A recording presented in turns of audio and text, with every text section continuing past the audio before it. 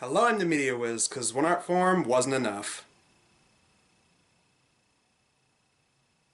Oh, I'm a gummy bear. Yes, I'm a gummy bear. The Gummy Bear is to music what But Ugly Martians is to animation. Intentionally goofy and borderline ugly, with annoying music that earworms its way into your head and refuses to leave. Originally getting its fame in 2007, the Gummy Bear is an animated German music mascot, no dissimilar to another European creation that was everywhere in the 2000s, the Crazy Frog.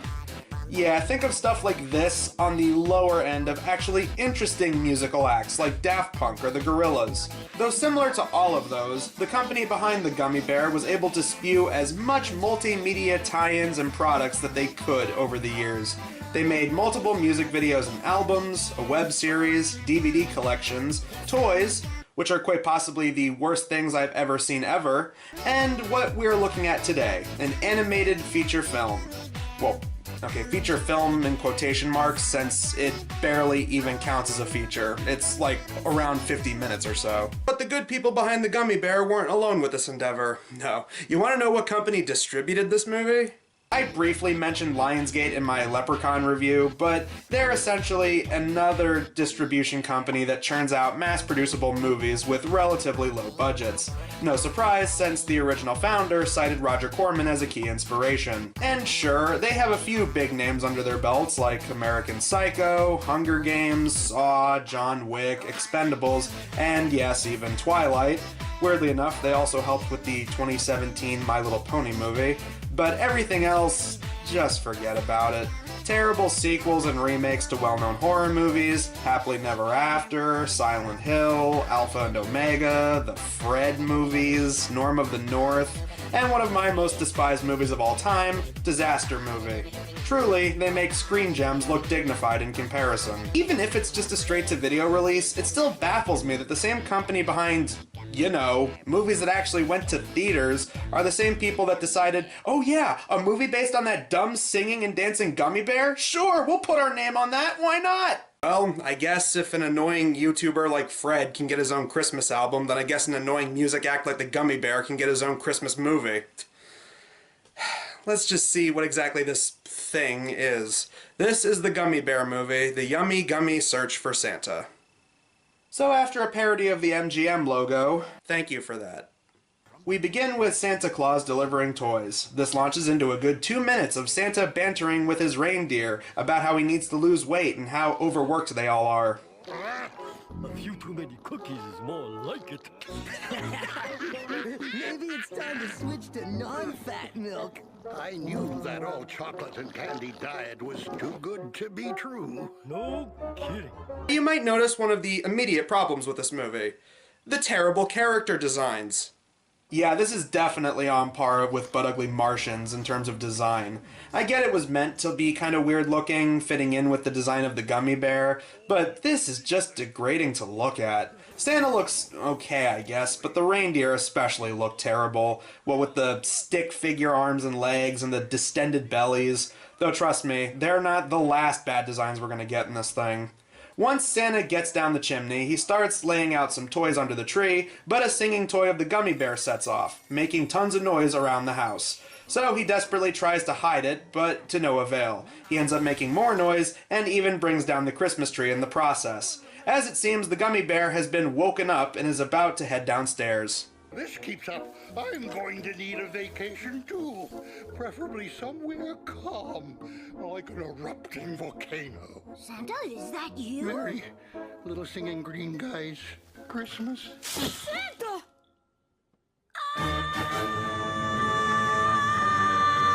Yes, please, keep it up. This is not annoying in the slightest. Just keep doing that. But Gummy was relieved. It was all just a dream. Anybody got any snacks on them? I'm going to start my diet first thing tomorrow. It was just a dream, wasn't it? Well, that's certainly a way to get the plot started. Just show the main villain of the movie on screen without any proper lead-in or introduction. Also, goodbye, narrator. Man, I love movies that have narration in the beginning and end, but not in the rest of the movie for whatever reason.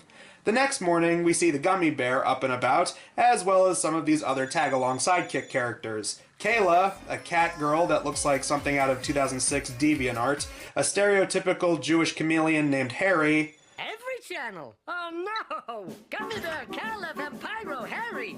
Wait, I'm Harry! and Vampiro, a vampire bat with a stereotypical Transylvanian accent who always sucks on a juice box instead of blood. For whatever reason, they decided to make this into a running gag. I put this special on the side for you, Kala, your favorite Tutti Frutti.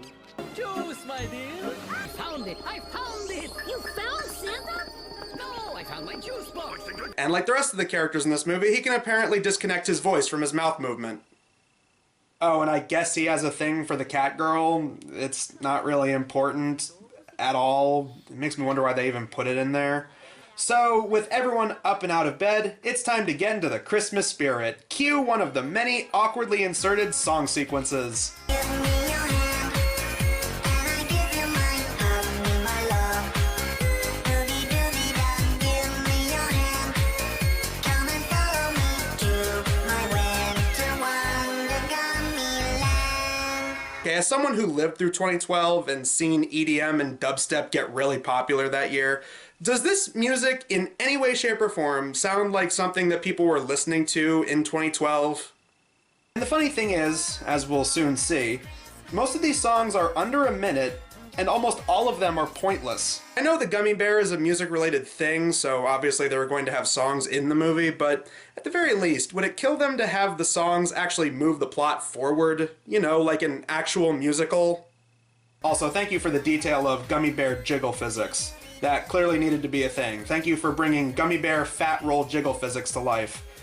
Doesn't make me want to just gouge my eyes out or anything. Finally, the plot gets going as the gang see a news report about Santa Claus going missing. All the while, the elves in the background try to attack the reporter. Attempts to get details from this all-elf factory in the North Pole have been, let's just say, an incomplete success.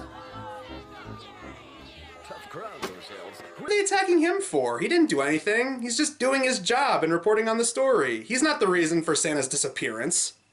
So our ragtag team decide that they'll go looking for Santa themselves, mostly because Gummy wants to get his Christmas presents. Well, certainly glad they remembered to make the main characters likable and have proper motivation.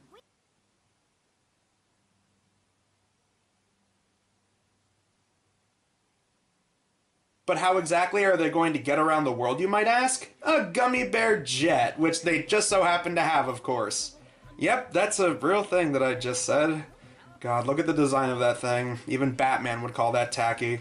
So the chameleon tries landing the plane, but he doesn't know how, so wacky hijinks ensue. This results in the plane going down.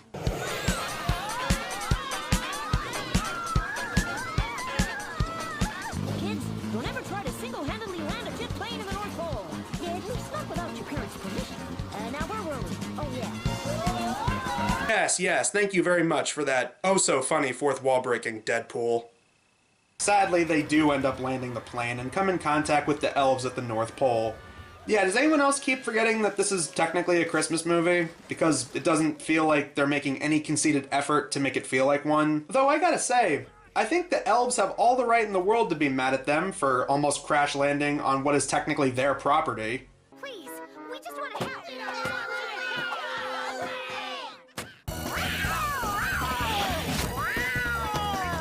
Bad elf! It is Mr. Elf, isn't it? Don't you know it's Christmas? Let's be friends, shall we? And friends, don't throw ice shards at each other. Then again, I guess friends don't crash planes into each other's ice sculptures either. Harry, Yes? zip it. Consider it zipped. Like I said earlier, glad we have such likable characters to follow in this movie. Is he dead? No, but I figured I might have a crack at an Oscar if I really lay it on thick. I would assume jokes like this, as well as a couple other ones, are scattered throughout the movie to try and give something for the adults to laugh at. You look kind of familiar. Did I meet you on the set of The Wizard of Oz or something? Well, that's a relief. Otherwise, this story would be longer than Lord of the Onion Rings. Without Santa, where will we find the motivation? Yeah, we're method elves. So if I could be perfectly honest with you, I think that no adults were watching this movie. I'm assuming they just got it to be some kind of video babysitter for their kids while they just went away to do something else. Say, you know what this movie's been missing up until now? Fan service! So let's remind everybody why we should even remember that the Gummy Bear was a thing in the first place. Oh, I'm a gummy bear. Yes, I'm a gummy bear. Oh, I'm a yummy, tummy, funny, lucky gummy bear. And like that, the song is over within 15 seconds. That really accomplished a lot. To try and raise the elves' spirits and get them in the toy-making mood, they drive around in that purple car from the original Gummy Bear music video, and then that's it. They're just kind of done with it afterwards.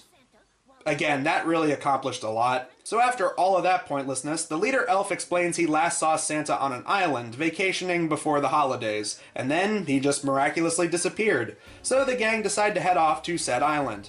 Once again, it results in a crash landing. Maybe this one's just me, but maybe they shouldn't own a jet if they don't know how to fly it, or at the very least know how to land it. If one of us could fly, he could just head up and see where we are. Wait! I can fly! Do you see anything? No luck, guys. Okay, you saw that, right? They clearly looped that animation. No luck, guys.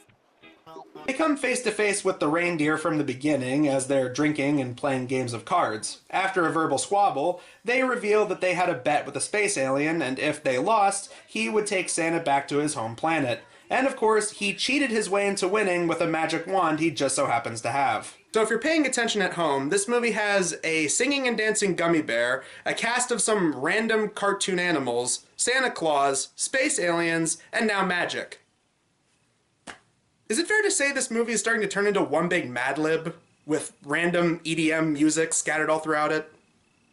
But the parody of Rudolph, cleverly called Rudy, who has a blue nose that doubles as radar, and the bat head up into the sky to see if they can spot Santa. Lo and behold, they succeed. Once they find Santa fishing, we then get some slapstick.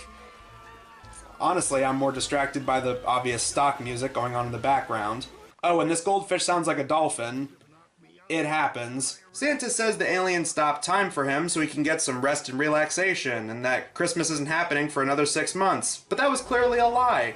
A lie the alien seems quick to reveal as he shows up and says he's going to be taking Santa back to his home planet with him, once he gets his spaceship fully charged. Up until now I've been skipping this, but one thing that they love doing in this movie is constantly referencing the fact that the Gummy Bear got popular because of the internet. Famous dancing green confectionery from the internet. Haven't I seen you on the galactic internet or somewhere? One look at you, and there's this weird but catchy song I can't seem to get out of my head. So between this movie and this movie, Lionsgate just loved distributing movies based on random internet things from the 2000s, and then releasing movies based on them years after they were even remotely relevant. Although, I can at least say they weren't responsible for Slender Man. No, that was Screen Gems doing. Who sent me a copy of Fred the Movie, anyway? Anyway, the Gummy Bear challenges Alan the alien to a dance-off. If the alien wins, he can take Santa with him. If the Gummy Bear wins, Santa stays on Earth. This results in another song. Well, okay, 3 songs, but they're all so short they feel like they might as well be one. And honestly, music is something that this movie's been lacking all throughout. I mean, even though the songs are annoying and pretty bad, I thought that this would have a lot more songs in it since, you know, that's what the Gummy Bear is known for. Nookie, nookie, nookie, sweeter than a cookie. I'll share it if you are my friend. Okay, I'm sorry, but if you're going to make a song with the word nookie in it, I personally think this would have been a better song to go with.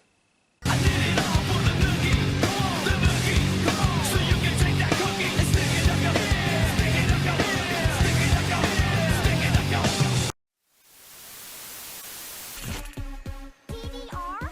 Seriously? He's obviously an amateur. Green rules! The Green Bear can dance. This kitty is beat. Go, Gummy, go! Okay, first we had the looped animation from earlier, and now we have dialogue that sounds like it's out of order or edited to the point where it has no proper continuity. This is Video Brinquedo Dingo Pictures levels of incompetence.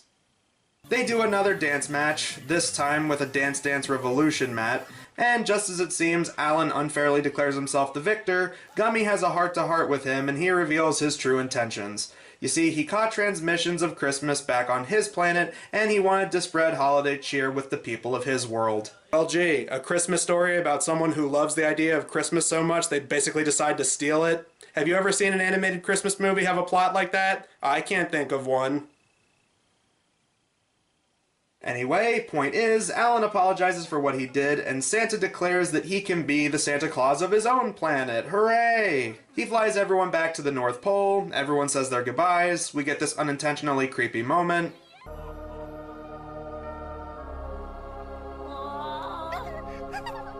Christmas goes off without a hitch, as this poor child is opening up a Gummy Bear plush toy. And even the main gang come home to a bunch of presents underneath the tree. Let's end the movie with not one, but two weird editing choices. Merry Gummy Christmas, everybody! A light that shines in both Earthlings and aliens. And now in robots too! Christmas is coming. You saw that, right? They clearly meant to fade to black at the end of those shots, but they just didn't for some reason. That's weird, right? Anyway, that was the Gummy Bear movie, The Yummy Gummy Search for Santa. Aren't you glad you watched that? Why does this exist? Was there really a high demand for this? Were there people rioting in the streets urging a Gummy Bear movie needed to happen? I mean, if it gets any kind of props, at least its ineptitude borders on so bad it's funny, and it is under an hour. It's about the same kind of length you'd expect from your usual Video Brinquedo level straight to garbage can animated movie. I guess it went by fast, but nothing about this felt like a movie. I mean, I know I was critical towards Doug's first movie and Loud House movie, and I still didn't really like those, but at least they felt like movies. Hell, as far as Christmas specials are concerned, the Star Wars Holiday Special felt more like a proper holiday special compared to this. The characters are annoying, the songs don't last very long, though that might be a plus considering how annoying they are. The animation is lazy and is constantly taking obvious shortcuts, and it's a movie about the Gummy Bear. It's as flimsy as, well, giving some YouTube star their own movie, or TV show, or Christmas album. Next time we'll be looking at yet another music-related thing starring a famous green guy, but trust me, it's going to be leagues above whatever the hell this was. Until then, I'm the Media Wiz, cause one art form wasn't enough.